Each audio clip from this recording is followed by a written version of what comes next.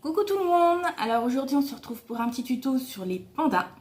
On va faire des belles petites têtes de panda comme ça. Donc là elles sont montées en barrette à cheveux, mais ça peut être en bac pour enfants, en magnette de frigo quand vous faites vraiment plus gros. Ou alors en minuscule, on peut faire aussi des petites puces adorables. Voilà, comme ça. Mais là il faut vraiment travailler dans le très petit avec le petit doigt. Donc pour cet atelier on va avoir besoin que de deux couleurs de pâte. On va avoir besoin donc de blanc et de noir. Panda. En blanc j'utilise la marque Fimo parce que je trouve qu'elle a une résistance plus importante et qu'elle s'écrase moins et du coup quand on fait des formes assez arrondies je la trouve, moi je préfère travailler avec ça. En noir, étant donné que je fais des ateliers enfants et qu'on peut pas demander aux enfants de se laver les mains hyper nickel et puis de pas mettre du noir sur le blanc, tout ça, j'ai trouvé cette petite astuce, à savoir que en Fimo, la Fimo noire elle tache les mains, c'est une galère. Donc dès qu'on touche le blanc, eh ben, on met des petites particules de noir et ça fait gris, ça fait assez raton laveur quoi. Donc avec en fait la sculpée, la Prémo en noir, elle tache beaucoup moins les mains. Et ça permet d'avoir un résultat vraiment tranché noir-blanc et pas tout salir son travail. J'utilise en plus des gants parce que même si on se lave correctement les mains, on a toujours des petites particules, on les voit. De toute façon, dès qu'on travaille le blanc, on le voit direct quoi. Donc moi j'utilise aussi des gants. Donc voilà, allez c'est parti pour les images.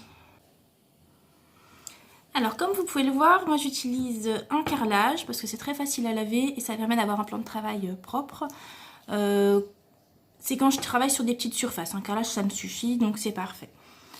Pour le blanc, ça se travaille, ça se malaxe. Donc là j'ai travaillé un petit peu avant en fait, avant d'allumer la vidéo, mais le blanc, enfin comme toutes les pâtes de toute façon de pâte polymère, ça se travaille un petit peu avant parce que sinon quand vous allez travailler ça va craquer.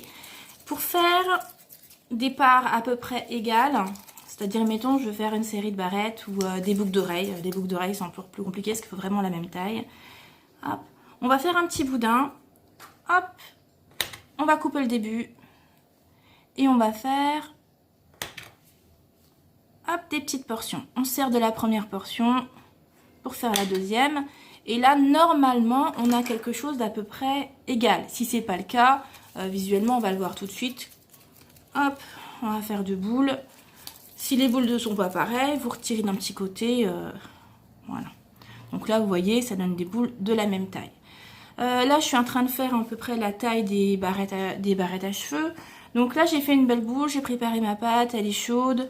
Je viens de faire la boule, il n'y a pas de cassure, il n'y a pas de coupure. Si jamais il y a un petit défaut de poussière, vous le mettez en dessous. Hop, et vous allez en fait aplatir la pâte avec cette partie-là du pouce qui est douce. Hop, et vous allez tamponner tranquillement. Voilà, ça va vous aider en fait à faire des formes rondes. Donc vous appuyez pas comme une brute, pas comme une crêpe, non, tranquillement. Hop, on tapote, on regarde ce que ça fait et sinon on continue un petit peu. Voilà. Donc ça, on n'en a pas besoin pour l'instant. Donc là, c'est le noir, c'est de la Prémo. Elle se conserve quand même super bien, la Prémo. Par rapport à la Fimo qui durcit quand même très vite. La Prémo, elle est plus molle. Donc moi ça me convient pas dans tout ce que je fais, mais pour les modelages simples c'est quand même assez cool. Hop, c'est pareil, donc là je veux des oreilles de la même taille. Quand on travaille pour la même taille, on passe par la forme d'un boudin. Hop, on coupe une première oreille, on sert du gabarit de la première pour faire la deuxième, on coupe et normalement on a deux boules à peu près la même taille.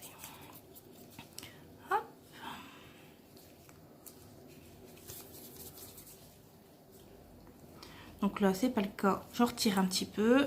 Parce que les boudins sont pas forcément non plus super réguliers. Voilà. Je vais mettre les oreilles dessus. C'est-à-dire que je ne les mets pas en haut comme Mickey. Je vais les mettre un petit peu sur la pâte blanche. Parce que si vous les mettez complètement au-dessus, dès que vous allez cuire, en fait, un petit choc et ça saute.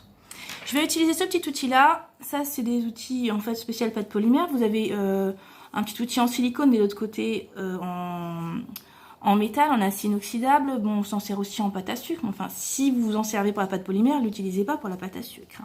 Et en fait, ça va nous servir à fixer les oreilles et en même temps à faire la forme à l'intérieur des oreilles. Donc hop, on appuie. Et on appuie en même temps sur le blanc. C'est ce qui fait que les oreilles, elles vont être solides. Pour les yeux, On va prendre hop, 2 toutes petites boules de la taille vraiment de lentilles. Je sais pas si vous voyez, mais c'est assez petit. Donc je vous dis pas, quand on travaille pour faire des puces d'oreilles, c'est minuscule. On travaille vraiment dans le petit. Hop. Vous allez lui donner une petite forme un petit peu allongée, histoire que ça fasse pas vraiment le gros rond. Une petite forme un peu d'ovale. Et on aplatit dans les doigts. Et quand on aplatit dans les doigts, vous voyez la boule qui a cette taille-là, devient cette taille-là. Hop, je vais lui poser ses petits yeux.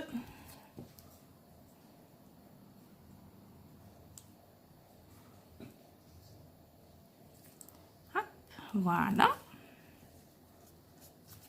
Pour le nez, on va le faire minuscule. Si vous lui faites un gros nez, ça va faire tout de suite ridicule. Donc le but, c'est de faire vraiment quelque chose de très très petit. Vous pouvez utiliser aussi cet outil-là pour l'attraper tranquillement. Hop, le positionner. On appuie un petit peu. Vous voyez, comme la pâte noire, j'ai choisi de la Prémo, elle ne me tâche pas forcément les doigts.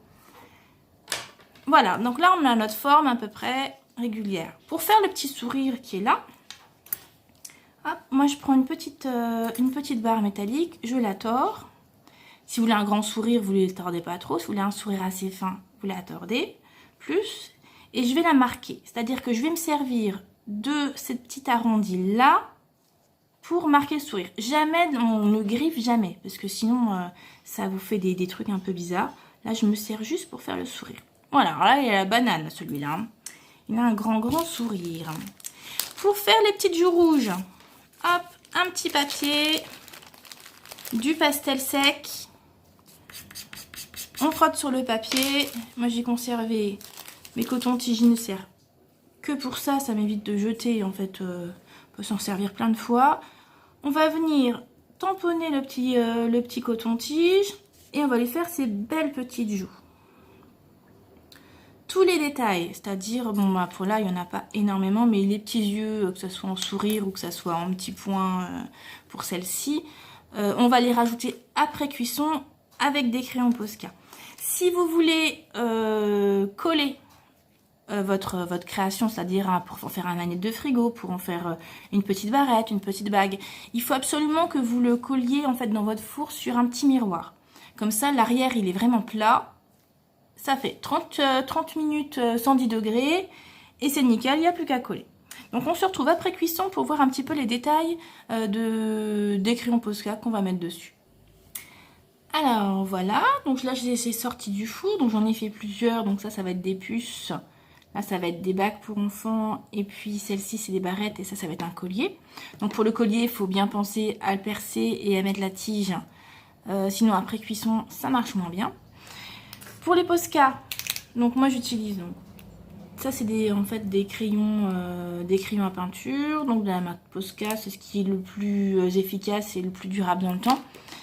Pour les petites puces en général, donc moi j'utilise le blanc et je vais mettre 2 petits points, hop, un petit peu kawaii dans les yeux pour faire un petit air un petit peu réveillé là. Hop. Et pour les barrettes à cheveux, en général, moi j'utilise le petit argenté et je leur mets comme un petit sourire dans les yeux. Voilà, pour vous montrer la différence, je sais pas si on voit bien. Voilà, après vous faites comme vous voulez. Hein. Pour coller vos créations, un petit coup de super glue en gel, hop, sur un petit morceau de plastique. Alors on va toujours plutôt en coller le support que de mettre la colle derrière les petits personnages. Par exemple, là j'ai une petite accroche de boucle d'oreille, donc moi j'utilise tout dans la boutique, vous trouverez c'est tout en acier inoxydable. Ça évite les allergies et donc les soucis. Donc j'ai trempé dans la colle, j'en ai pas mis trop non plus. Je vais décoller mon petit personnage du miroir. Je vais aller le coller vers le haut. C'est-à-dire si vous collez vers le bas, quand en fait on va mettre les boucles d'oreilles, elles vont tourner. Il faut toujours le coller vers le haut. Voilà, et là vous n'y touchez plus du tout. Pareil pour les barrettes, vous vérifiez qu'elles marchent avant. Ça arrive trop de coller les trucs et puis que ça marche pas. On prend un petit pot de super glue. On prend son personnage. Comme là, on l'a collé sur un miroir. Il est extra plat, il n'y a pas de souci de colle. et on appuie, on attend un petit peu. Et quand c'est collé, on lâche, on n'y touche plus. On ne fait pas clic-clac, rien du tout. On n'y touche plus pendant moins 24 heures. Voilà, mon petit tuto panda est fini. J'espère que vous avez aimé. Vous pouvez retrouver mes bijoux sur lesbijousdenadège.com et puis me retrouver moi sur Facebook, donc les bijoux de Nadège sur Facebook. N'hésitez pas à vous abonner à la chaîne YouTube et puis bonne création.